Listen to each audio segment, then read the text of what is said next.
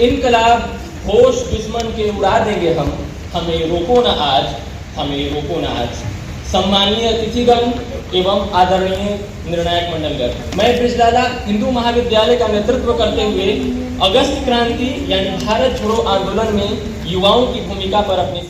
जो कि अगस्त क्रांति की नींव को आगे बढ़ाने वाला है। केवल अगस्त क्रांति को याद करना नहीं है, अपितु एक नया जो आंदोलन है, इस आंदोलन में सामाजिक, आर्थिक, राजनीतिक एवं आध्यात्मिक रूप से अपनी भूमिका निभाना है। हम बड़े बड़े बातों से विकसित भारत नहीं कर सकते हैं। उस अगस्त क्रांति में जिसमें चरखा काटने तक की भावना थी, उस भावना को अगर हम अभी भी साकार करें, विद्यार्थी अपना कर्तव्य निभाएं, शिक्षक अपना कर्तव्य निभाएं और वक्ता अगर वास्तव में उस चीज को साकार कर पाए, तो मैं निश्चित रूप से कह सकता हूं कि आज का जो विषय है, आज का जो वाक्य प्रतियोगिता है और हेमवती नंदन बहुगुणा के श्री चरणों में, यह हमारी सबसे बड़ी श्रद्धांजलि होगी, क्योंकि हम होश दुश्मन के उड़ा देंगे हम, हमें रोको न आज, हमें रोको न आज। सम्मानीय अतिथिगण एवं आदरणीय निर्णायक मंडलगण, मैं ब्रिजलाला हिंदू महाविद्यालय का नेतृत्व करते हुए अगस्त क्रांति यानी भारत छोड़ो आंदोलन में युवाओं की भूमिका पर अपने संबोधन लेकर प्रस्तुत हूं। जब मैं अगस्त क्रांति जिसके 80 से अधिक वर्ष बीत चुके हैं और आज उसकी प्रासंगिकता की बात करता हूं, तो सर्वप्रथम हमें सोचना पड़ेगा कि हमने आज़ादी के जब 75 वर्ष प्राप्त कर चुके हैं और अगले 25 वर्षों में विकसित भारत का संकल्प रख रहे हैं, तो इस विकसित भारत के संकल्प में वह अगस्त क्रांति महत्वपूर्ण भूमिका निभाती है। चाहे नेहरू से लेकर नरेंद्र तक या गांधी से लेकर नरेंद्र तक बात करें, और यह जो मंत्र है वह स्वदेशी से आत्मनिर्भर तक इसी के कारण से यहाँ पे आया हुआ है। हम सभी जानते हैं कि भारत छोड़ो आंदोलन में जिसकी बिगुल 8 अगस्त 1942 को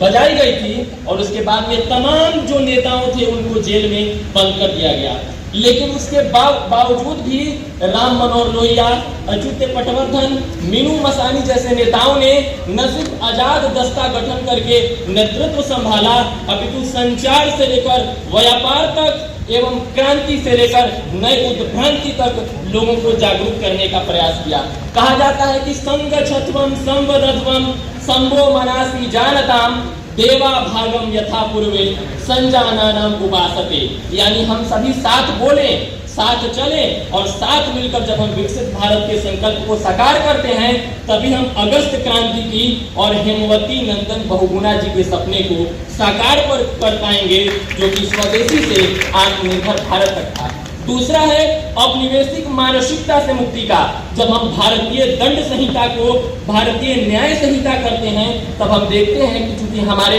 प्राचीन शास्त्रों में दंड का विधान नहीं है, न्याय का विधान है, और यह सोच ही हमें औपनिवेशिक गुलामी से मुक्त करता है। तीसरा है अपनी विरासत पर गर्व करना। यूनान, मिस्र, रोम सब मिट गए जहां से, और कुछ बात है कि हस्ती मिट्टी नहीं हमारी। तो जब हम विकास की अवधारणा को जब विरासत से जोड़ पाएंगे, तभी हम अगस्त क्रांति की भावना को साकार कर पाएंगे। अगला है कि किस प्रकार से हमने कर्तव्यों का पालन करें, क्योंकि जब भारतीय संविधान के भाग 3 में अनुच्छेद 12 से 35 तक मौलिक अधिकारों की बात करते हैं, तब हम भूल जाते हैं कि उसी भारतीय संविधान के अनुच्छेद 51 क में 11 मौलिक कर्तव्यों का समावेश किया गया है। तो अधिकारों के बिना कर्तव्य नहीं और कर्तव्य के बिना अधिकार नहीं। अगर इस मंत्र को हम लेकर चलेंगे, तो वास्तव में अगस्त क्रांति की भावना को साकार करने का हर संभव प्रयास करेंगे। और अंत में हमारे देश में कई प्रकार की आवाजें उठती रहती है, जिसमें से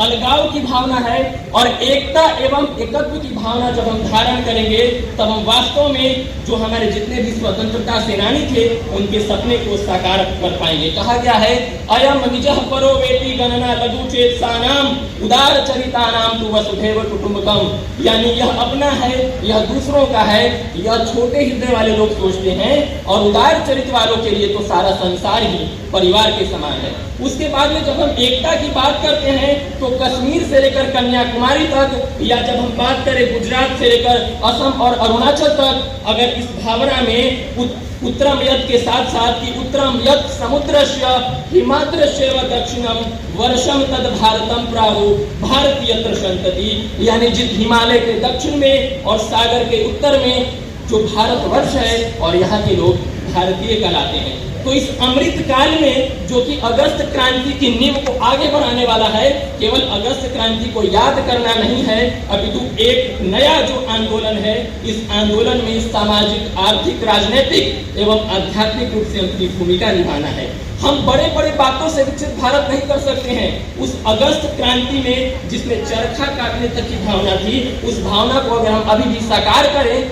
विद्यार्थी अपना कर्तव्य निभाएं, शिक्षक अपना कर्तव्य निभाएं और वक्ता अगर वास्तव में उस चीज को साकार कर पाए, तो मैं निश्चित रूप से कह सकता हूं कि आज का जो विषय है, आज का जो वाक्य प्रतियोगिता है और हेमवती नंदन बहुगुणा के श्री चरणों में, यह हमारी सबसे बड़ी श्रद्धांजलि होगी। क्योंकि हम जब जो बड़े पुरुष होते हैं उनके पद चिन्हों का अगर थोड़ा भी अंशतः अनुकरण कर पाते हैं, तब हम देखते हैं कि किस प्रकार से भारत की जो स्वाधीनता है, भारत की जो परतंत्रता से मुक्ति है, उसकी वास्तव में हम साकार करने का प्रयास करते हैं। बहुत बहुत धन्यवाद।